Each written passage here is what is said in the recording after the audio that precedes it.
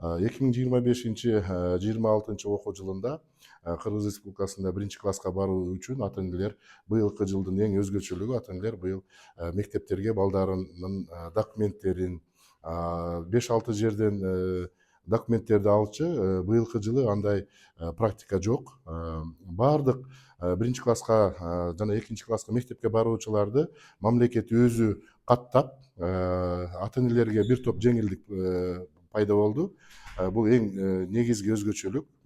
Бул боюнча атайын билим берүү жана илим министрлигинде платформа иштелип, жалпы республикадагы электрондук каттоо аркылуу биз балдарыбыздын баардыгынын учетторун ошол өздөрү жашаган, ата энеси жашаган аймактагы мектептерге жайгаштырат.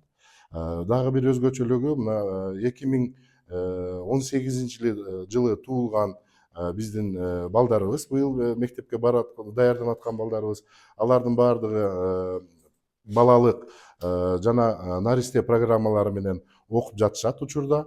Бул окуп жаткан 2018 жылы 1-январынан 31-декабрга чейин төрөлгөн балдарыбыз баардыгы 2-класска отурушат.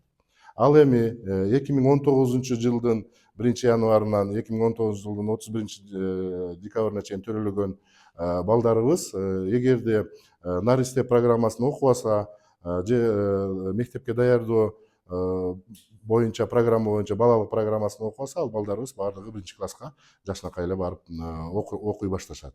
Эң негизги өзгөчөлүгүбүз быйылкы жылы ата энелер үчүн жеңилдик болду. Эч кандай справкалар, эч кандай бир документтерди тиркеп, 5-6 документти тиркеп мектепке баруунун дагы кажети жок. Анан биз жылда бир датаны айтчу элек, ошол датада балдарды жаздырып мектепке каттап, ата энелер абдан ушундай түйшүккө дуушар болушчу эле. Азыр өзгөчөлүгүбүз ошол документтердин баардыгы алынбайт. Ал документтер баардыгы ушул санариптештирилген тармактар аркылуу документтер баары чогултулат дагы.